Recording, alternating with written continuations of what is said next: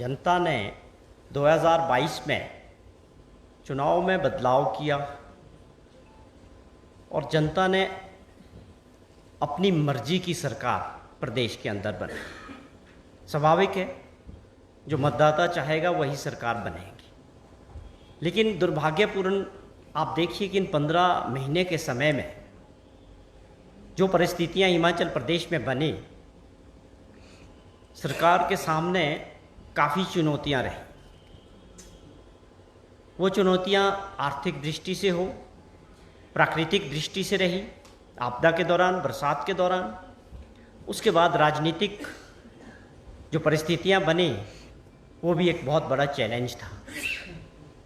जनता द्वारा, लोगों द्वारा चुनी गई सरकार को बहुमत में 40 का आंकड़ा और 3 निर्दलीय विधायकों का साथ हमारी सरकार के पास था। लेकिन जिस प्रकार विपक्ष के लोग, भाजपा की सरकार जो भारतवर्ष में थी, उन्होंने लोगों द्वारा चुनी गई सरकार को गिराने का जो प्रयास हिमाचल प्रदेश में हुआ वो आप सभी के सामने था। हिमाचल के संदर्भ में वो पहली बार ऐसा प्रयास हुआ। हमें सबको बड़ा अजीब लगा। यहाँ एक अमूमन प्रदेश की जनता भी इस बात को अच्छा नहीं मानती है कि जिसको हमने चुना है उसको मौका मिलना चाहिए 5 साल तक, उसके बाद दोबारा चुनाव में जाएंगे। लोकतंत्र की परंपरा है, अच्छा काम करेंगे तो जनता उनको आगे मौका देगी, नहीं तो बदलाव करती है। यही परंपरा हिमाचल प्रदेश में थी।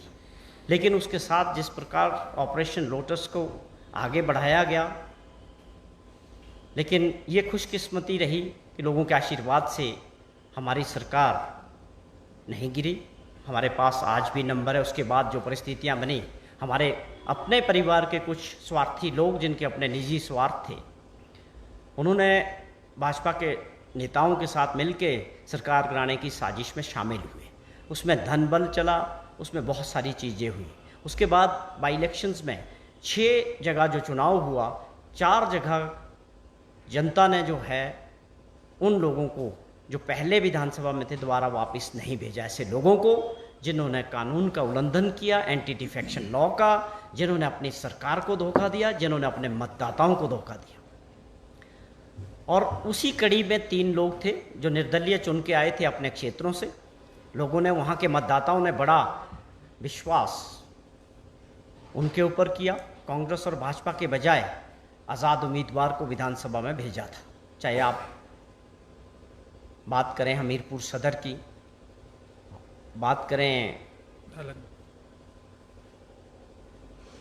नालागढ़ या कांगड़ा का जो क्षेत्र है देहरा, तीनों जगह से होशियार जी थे या केएल ठाकुर थे या आशीष शर्मा जी थे। इन्होंने अपने जितने समय तक ये सरकार के साथ रहे और मुख्यमंत्री जी से जो भी इनके अपने इलाके के काम थे, क्षेत्र के, वो करवाते रहे। और काफ़ी अच्छे से कई बार हमें भी मौका मिला, जब हम भी खड़े होते थे तो मुख्यमंत्री जी ने बिना झिझक के कि भी ये लोग निर्दलीय है, कांग्रेस पार्टी की एक नीति है, सरकार की नीति है कि इस प्रदेश का जो विकास है वो एक समान होना चाहिए। अब वो नुमाइंदा इंडिपेंडेंट आया, उन्होंने हमें मदद करने का भी आश्वासन दिया था विधानसभा में। तो विकास हुआ, लेकिन क्या कारण बने, कौन सी ऐसी वजह रही कि इन 3 लोगों को पहली बार ऐसा इतिहास बना कि इंडिपेंडेंट लोग जो है 15 महीने में दोबारा अपनी जनता के बीच जाके ये कह रहे हैं कि हमें आप मदद करें, हमको आप विधायक बना के दोबारा से जो है विधानसभा में भेजें। ये एक बहुत बड़ा मुद्दा है। मुझे भी मौका मिला हमीरपुर भी और देहरा भी जाने का, तो वहाँ जो एक फीडबैक है जनता के बीच, ये बहुत बड़ा प्रश्न है जनता के मन में कि हमने तो आपको 15 महीने पहले चुन के भेजा था और विधायक बना के भेजा था, 5 वर्ष के लिए भेजा था। ऐसी कौन सी वजह रही कि आप दोबारा से आके वही काम दोबारा कराना चाह रहे हो कि हमें दोबारा से विधायक बनाओ? तो ये बात लोगों के मन में जो है पच नहीं रही। अब आपने क्या किया, उनको पूछ रहे हैं और उनको बताना भी पड़ेगा, ये जनता की अदालत में है मामला। भैया आपको भेजा, हमने आप पे विश्वास किया, आप फिर आके बोलते हो हमें दोबारा से विधायक बनाओ। ऐसी कौन सी वजह रही? धनबल था, क्या था, आपको बताना पड़ेगा। सरकार गिराने की साजिश में शामिल हुए, वो बताना पड़ेगा। ये बड़े सवाल हैं। लेकिन हिमाचल के संदर्भ में हमें बुरा लगता है कि लगातार चुनाव में जाना पड़ रहा है। 15 महीने में सरकार और प्रदेश लगातार चुनाव में, तो विकास करने के लिए कितना समय मिलेगा? आखिर क्यों ये बार बार चुनाव, क्यों? इसका जवाब कौन देगा? इसकी जिम्मेवारी कौन लेगा?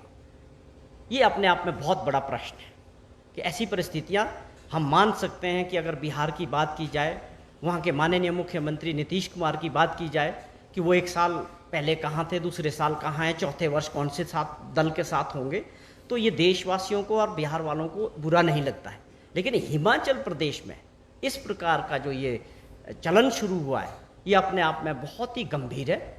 लेकिन प्रदेश की जनता बहुत जागरूक है, मतदाता बहुत जागरूक है। जिस प्रकार उन्होंने पिछले चुनाव में 4 लोगों को सबक सिखाया, पूरे देश के अंदर मैसेज दिया कि ऐसे लोगों के साथ कैसा हर्ष होना चाहिए, और हमें आज भी वही उम्मीद इन तीनों जगह जो मतदाता है वहाँ पर भी यही एक बड़ा मुद्दा रहेगा कि वो ऐसे लोगों को सबक सिखाएंगे जो लोकतंत्र का मजाक उड़ाते हैं या लोगों के मत का मजाक उड़ाते हैं, मत की ताकत को कमज़ोर समझते हैं, या वो ये समझते हैं कि जो बहुत सारे ऐसी परिस्थितियां बनने जा रही है कि लोग धनबल के ज़रिए विधानसभा में पहुंच रहे हैं।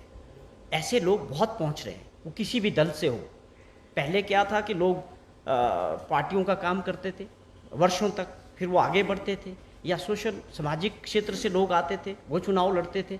लेकिन ये एक ऐसी प्रथा शुरू हो गई है हिमाचल प्रदेश में, जहाँ तक मैं बात करूँ, हाँ, ये अच्छा ट्रेंड नहीं है। अगर आपके पास बहुत पैसा है, आपके पास माइनिंग का काम है, आपके पास क्रशर्स चल रहे हैं, आपके पास बड़े बड़े फैक्ट्री हैं, आप करोड़ोंपति हैं, और आप जो है अपना हाथ राजनीति में आजमा रहे हैं धन बल के ज़रिए, जब ऐसे लोग विधानसभा में पहुंचते हैं, उनकी प्राथमिकता बड़ी साफ होती है। वो जनहित के लिए, प्रदेश हित के लिए नहीं, बल्कि अपने हित के लिए काम करना चाहते हैं। सोच साफ होती है कि हम पैसे के दम पे जीत के आए हैं, अगला चुनाव भी पैसे के दम पे जीतेंगे। तो आप समझ सकते हैं मैं किस ओर इशारा कर रहा हूँ कि हमारी जनता को अच्छा मौका मिला है कि ऐसे लोगों को रोका जाए। समाज सेवा का ये क्षेत्र है, लोगों के लिए काम करने का ये क्षेत्र है। विधानसभा के अंदर आपका नुमाइंदा उस इलाके की जनता के लिए काम करने वाला होना चाहिए। तो ये कुछ मुद्दे थे। बार बार हिमाचल प्रदेश में चुनाव क्यों? इन 15 महीने की सरकार में विपक्ष के नेता का होने का मतलब, विपक्ष का मतलब क्या? केवल मात्र बार बार इस बात का जिक्र, सैकड़ों बार, जब भी प्रेस से मिलना, सरकार गिरेगी, सरकार गिराई जाएगी। क्यों? इसका जवाब हम पूछना चाहते हैं। इसका कारण क्या है? लोकतंत्र में जहाँ तक हमने समझा है, आपने समझा है, जनता चुनेगी, सरकार चलेगी, जनता तय करेगी आगे भी फ्यूचर क्या होगा। आप क्या दर्शाना चाहते हैं? आप सत्ता में वापसी चाहते हैं धनबल के ज़रिए? जो मॉडल आपने किया वो सही है क्या? आप अपने आप को सही मान सकते हैं कि हम जो है लोकतंत्र को नहीं मानते हैं, हम तो केवल सरकार गिराने की बात करते हैं हर वक्त? तो ये सपने देखना और इस तरह की राजनीति को बल देना, जो खुद 5 साल मुख्यमंत्री रहे हो प्रदेश के, किसी को भी शोभा नहीं देता। हम इनसे पूछना चाहते हैं कि जो आंकड़ा है 27 और 38 का, वो किस तरह से फिट बैठता है? कौन सा ये आपका गणित है कि जो आप कहते हो बार बार कि ये सरकार कमज़ोर है, ये सरकार नहीं चलेगी? हमें भी समझाएं। और इस आंकड़े में 13 तारीख को दोबारा से वृद्धि होगी और ये 38 से 41 होगा। तो ये हम पूछना चाहते हैं कि आप केवल भ्रम करने की राजनीति प्रदेश की जनता को कर रहे हैं। क्या आपने 15 महीने के समय में कोई ऐसी चिट्ठी सरकार को लिखी है जयराम जी ने या इनके लोगों ने, जनहित का, जिसमें कोई प्रश्न उठाया गया हो, प्रदेश हित की कोई बात हुई हो, सिवाय इसके कि ये सरकार गिर जाएगी, हम ये सरकार गिरा देंगे? बता दें, मेरा चैलेंज है ये कि आप एक चिट्ठी बता दें, एक प्रश्न बता दें जनहित में विपक्ष के नेताओं ने जो है सरकार को कोई चिट्ठी लिखी हो। आपका कोई सरोकार ही नहीं है लोगों की, जनता से, जो लोगों से, मुद्दों से। आप तो केवल सत्ता में आना चाहते हैं।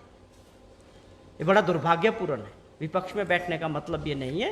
विपक्ष भी जिम्मेवार होना चाहिए, उनको भी प्रदेश के विकास में सहयोग करना चाहिए। जहाँ पर उनको लगता है कि सत्ता पक्ष के लोगों को ठीक करने की ज़रूरत है, उन मुद्दों को उठाना चाहिए। तो ये कुछ मुद्दे हैं। और एक और बात मैं इसमें ऐड करना चाहता हूँ कि जो गलतफहमी ये लोग पाले हैं उसको देश की जनता ने कुछ ठीक किया है। जो जनरल इलेक्शन लोकसभा का हुआ, जिस प्रकार सरकार द्वारा से भले ही नरेंद्र मोदी जी की बनी, लेकिन वो सरकार आज खुद कमज़ोर है, बसाखियों पे है। अब देश में वो वाला टाइम नहीं है जब अहंकार में आप दूसरे दलों की सरकारों को राज्यों में कमज़ोर करते थे और गिराते थे। उसमें ईडी, सीबीआई, इनकम टैक्स एक मॉडल था, या धन बल उसमें सबसे बड़ा मॉडल था। मैं समझता हूं कि आज आप उस परिस्थिति में नहीं हैं, और यह प्रदेश के नेताओं को भाजपा के समझ लेना चाहिए कि अब आप उस तरह का सपना देखना बंद करें कि भारत सरकार किसी भी राज्यों की सरकारों को, चुनी हुई लोगों की, जनता की सरकार को गिरा सकते हैं। जो खुद सरकार बैसाखियों पे होगी वो ऐसा काम नहीं कर सकती है। और मैं ये दावे के साथ कह सकता हूँ कि ये मॉडल अब देश से हमेशा के लिए ख़त्म हो गया है। सरकार जनता बनाएंगी किसी भी राज्य में, किसी भी दल की, और सरकार गिराने का हक भी मतदाताओं के पास है रहेगा। तो ये लोग जो समझते हैं कि हम इस तरह का भ्रमित करके अपना नंबर बढ़ा सकते हैं, मैं समझता हूँ इनको ये बहुत बड़ी गलतफहमी है, इससे बाहर आना चाहिए। ये अलग है कि अंदर भाजपा में भी लीडरशिप को लेके प्रतिस्पर्धा दिखती है, दिख रही है। जयराम जी को बिंदल साहब खूब जोर लगा रहे हैं, खूब घूम रहे हैं। जिस प्रकार से हमारे हमीरपुर के मेंबर ऑफ पार्लियामेंट दिल्ली से फ्री हुए हैं, वो भी अब लगातार हिमाचल प्रदेश में दिख रहे हैं। तो स्वाभाविक तौर पे ये राजनीतिक क्षेत्र है, प्रतिस्पर्धा है। अगर आप उसमें अपने आप को असुरक्षित महसूस करते हैं कि हम ये बोल के कि सरकार गिरा देंगे, जो 27 लोग हैं उनको इंटैक्ट रखने का ये प्रयास कर रहे हैं, तो मैं समझता हूँ आप बहुत बड़ी गलतफहमी में हैं। ये 13 तारीख को आपकी गलतफहमी ख़त्म हो जाएगी।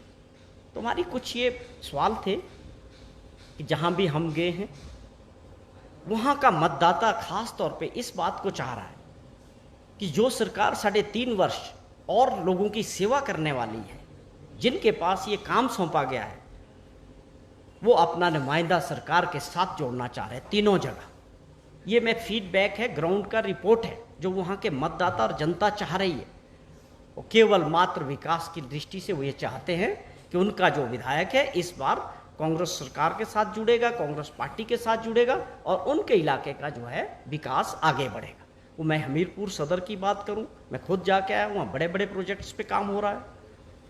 अगर एक बस स्टैंड 50 करोड़ रुपए का बड़े ज़ोरों से उस पर काम चला हुआ है, जो पहले 20 साल से धूमल साहब के समय से शुरू हुआ था वैसा ही पड़ा हुआ था। लेकिन जैसे ही हमीरपुर वालों ने मुख्यमंत्री सुखविंदर सिंह सुक्खू जी को ताकत दी, उसमें बहुत तेज़ी से काम चल रहा है और बहुत सारे प्रोजेक्ट चल रहे हैं। आप आज मेडिकल कॉलेज हमीरपुर में इतनी तेज़ी से काम चल रहा है, वो प्रोजेक्ट बहुत जल्दी शुरू होने वाला है। ये सारी चीज़ें वहाँ की जनता समझ रही है। वही बात करें, अगर देहरा की बात करें तो देहरा विकास की दृष्टि से बहुत पिछड़ा हुआ है। मैं खुद देख के आया, लोगों की वहाँ बहुत छोटी छोटी समस्याएं हैं। वहाँ छोटे छोटे सड़क के लिंक्स नहीं है, सारी सड़कें कच्ची पड़ी है गाँव की, और पानी की बहुत बड़ी समस्या है देहरा में। हर गांव में, हर पंचायत में लोग, मुझे 4-5 जगह मौका मिला जाने का, तो लोगों की सबसे पहली बात थी कि हमको 600 मीटर पाइप मिल जाए तो हमें पानी की समस्या खत्म हो जाए। बड़ी हैरानी हुई कि लोग अपने आप को पैसे के दम पे इंडिपेंडेंट जीत के आते हैं, लेकिन जो वास्तविक वहाँ पर कमजोरियाँ हैं, जो विकास है, वो बुरी तरह से पिछड़ा हुआ है। और वहाँ बड़ा जोश लोगों में दिख रहा है कि मुख्यमंत्री जी के साथ, उनकी धर्मपत्नी के रूप में और विकास के इंजन के साथ जुड़ना चाह रहे हैं लोग। ये बड़ा अच्छा फैसला हिमाचल प्रदेश के मतदाता करने वाले हैं। इसके 2 फायदे हैं, एक वहाँ की जो समस्याएं हैं वो दूर होगी, विकास वहाँ होगा। दूसरा, देश के अंदर एक ऐसा मैसेज जाएगा कि जिन्होंने जब भी ये सरकार को तोड़ने का काम करने वाले लोग अपने निजी स्वार्थों के लिए, उनके लिए एक बहुत बड़ा सबक होने वाला। ये कुछ चीज़ें मैं आपके शेयर करना चाह रहा हूँ। धन्यवाद। चौहान साहब, आपने कहा इंटैक्ट है 27, तो क्या वो भी आपके बीजेपी के विधायक भी कांग्रेस के संपर्क में, क्योंकि इंटैक्ट शब्द आपने इस्तेमाल किया। दूसरा सवाल ये कि आप कह रहे विकास नहीं हुआ, प्रदेश में सबसे ज़्यादा कांग्रेस की सरकार रही है, तो क्या बुनियादी सुविधा भी नहीं दे पाई कांग्रेस? नहीं, यहाँ 2 चीज़ें हैं। कांग्रेस ने क्या नहीं किया इस देश के लिए आज़ादी से लेकर आज तक। अगर हम आज देश दुनिया का ताकतवर देश बना, यही मैं कहना चाहता हूँ कि विकास कभी ये नहीं है कि आपने 1985 में कर दिया फिर 2025 तक ज़रूरत नहीं पड़ेगी। विकास निरंतर प्रक्रिया है। सड़क बनेगी, सड़क उखड़ेगी, पानी की पाइप लगेगी, शांता कुमार के टाइम में लगी, उसके बाद उसमें जंग लग गई तो वो बदली जाएगी। विकास ऐसी चीज़ नहीं कि एक बार हो गया वो परमानेंट उसी को दिखाते रहे, ये निरंतर प्रक्रिया है, चलती रहेगी। अगला गांव बनेगा, अगला पंचायत बनेगा, ये ऐसा प्रोसेस है। कांग्रेस ने क्या किया ये आप भी समझते हैं कि कांग्रेस ने कितने, ऐसा कोई गांव आज, हिमाचल प्रदेश एक पहाड़ी राज्य है, सबसे छोटी स्टेट है, लेकिन हम विकास की दृष्टि से बड़े राज्यों के सामने खड़े हैं। आप बिजली की बात करें, गांव में आपको एक घर नहीं मिलेगा जहां बिजली नहीं होगी। सड़क गांव-गांव तक जा रही है, पीने के पानी के लिए घर घर में नल लगा हुआ है। हमने काम किए हैं, ये सवाल नहीं है। सवाल है, आपने दूसरा सवाल किया कि इंटैक्ट हमें, हमारा को, हम नहीं कर रहे हैं ये राजनीति कि भाजपा के लोगों को तोड़ना है, हमारा इस पे विश्वास नहीं है। जनता ने हमारी सरकार को, माननीय मुख्यमंत्री जी को काम करने के लिए चुना है। वो दिल से एक आम परिवार से निकले हुए व्यक्ति है, वो काम करना चाहते हैं, वो आर्थिक स्थिति को ठीक करना चाहते हैं दिल से। जिस पे 75,000 करोड़ रुपए का कर्जा था, 12,000 करोड़ रुपए की लाइबिलिटीज थी, वो मॉडल था पूर्व मुख्यमंत्री का, डबल इंजन सोच, केवल मात्र कर्जे लेने की। मुझे बड़ा अफसोस होता है, जयराम जी एक अच्छे व्यक्ति हैं, लेकिन 5 साल तक प्रदेश को एक विजन लेस चीफ मिनिस्टर के साथ चलना पड़ा, जिनकी कोई सोच नहीं थी विकास की, केवल सरकार चलाई। वो तो चलेगी, क्या विजन था आपका? 5 साल आप कहाँ से शुरू किए थे, कहाँ पहुंचे बताएं? सिर्फ कर्जा लेने का मॉडल था, पूरे प्रदेश को कर्जे के बोझ में डुबा के चले गए। बताएं, हम तो चैलेंज करते हैं, आपके सामने हर हफ्ते मिलते हैं, बताना चाहिए उनको, कौन रोक रहा है? सरकार गिराने की बातें करते हैं हर हफ्ते, भाई अपना रिपोर्ट कार्ड रखो 5 साल का। जनता ने 22 में आपको बाहर निकाला, आपको आदेश है जनता का कि आप विपक्ष में बैठे, कौन से सपने देख रहे हो? तो ये बात है, हमारे मुख्यमंत्री ने, हमारी सरकार ने तय किया है, पहले साल में 2,000 करोड़ रुपए का रेवेन्यू जनरेट किया है। सोच साफ है कि कर्जे के बोझ से इस प्रदेश को बाहर निकालना है। ये गलत है क्या? ये जिम्मेवारी है, जिसको जनता बैठाती है, जिनको मौका देती है, उनकी ये जिम्मेवारी बनती है प्रदेश के लोगों के लिए वो काम करें। ऋण तो आपका सरकार भी दे रही है, ऋण तो जयराम ठाकुर जी कह रहे हैं, ऋण तो की रफ्तार आपकी सरकार की तो ज्यादा है उनके मुकाबले। हमारी रफ्तार है लोगों के लिए काम करने की। हमने आपके जरिए, सब मित्रों के जरिए ये बताने की कोशिश की, वो बताएं। 15 महीने में एक चिट्ठी बता दें कि उनके हाथ से लिखी हो सरकार को, मुख्यमंत्री को, जिसमें जनता का हित हो, बता दें। 5 साल का पिछला मॉडल बता दें, सिवाय अपनी पुरानी रिकॉर्ड निकालो। आप भी याद दिलाओ कि आप हर वक्त ये बोलते सरकार गिराएंगे, क्यों गिराएंगे सरकार? कैसे गिराएंगे जनता की सरकार? ये चीजें सब, वक्त है अभी भी अपने आप को ठीक करने की, विपक्ष की भूमिका को समझने की। चौहान साहब, जयराम जी तो ये कह रहे हैं कि हम सीपीएस के फैसले का इंतजार कर रहे हैं। देखिए, वो मामला तो सब जुडिस है, कोर्ट के अंदर है। जब वो बनाए गए थे तो हमारा अपना रूल्स थे, स्टेट्स के कानून थे, उसके तहत बने। उसमें क्या फैसला आने वाला वो माननीय हाई कोर्ट ने देखना है, उस पर क्या होगा। अब दूसरी बात रही कि 1% मान लेते हैं कि कोई ऐसा फैसला आ जाता है, उसमें लीगल ऑप्शंस हैं आगे। राज्य सरकार अपना पक्ष रख रही है, हाई कोर्ट में पक्ष रखा है सबने कि हमने किस रूल्स के तहत इनको बनाया है। इसमें जयराम जी को खुशी होने की क्या बात है? जयराम जी से आप पूछते क्यों नहीं कि जनता ने नकारा है आपको? आपने प्रधानमंत्री जी की 8 मीटिंग करवाई थी विधानसभा में, पूरे दिल्ली से नेता लाए थे, मिशन रिपीट था, धन बल दुनिया भर का लगाया, जनता ने तो नहीं आपको लाया। अब आप देख रहे हो कि इधर से टूटे पैसे के दम पे तोड़ो, कांग्रेस के अंदर लोगों को तोड़ो। ये क्या कर रहे हो आप लोग? लोकतंत्र के प्रति आपका सम्मान इतना ही रह गया? लोकतंत्र को कोई कमजोर नहीं कर सकता, चाहे वो किसी ने भी कोशिश की। सबको लोगों ने, मैंने अभी भी जिक्र किया कि लोकसभा के चुनाव में लोगों ने दिखा दिया कि लोगों की ताकत और वोट की ताकत को कोई कमजोर नहीं कर सकता। नरेश जी, कल 3 नए कानून पारित हुए, किस तरह देखते हैं आप? आईपीसी चलो, वो तो एक प्रोसेस है, कानून बनते हैं, उनमें किस लेवल की चीज़ें सही है देश के लिए, कौन से कानून में समय के साथ परिवर्तन होना है, वो तो पार्लियामेंट का काम है। वहाँ हमारे राष्ट्रीय दल है, हमारे राष्ट्रीय नेता इस बात पे ज़्यादा बेहतर चर्चा कर सकते हैं। तो हमारा जो कार्यक्षेत्र है, जो मेन है कि हमें बार बार प्रदेश के विकास को, बार बार प्रदेश को चुनाव में जाना पड़ रहा है, ये अपने आप में बहुत दुर्भाग्यपूर्ण। धन्यवाद।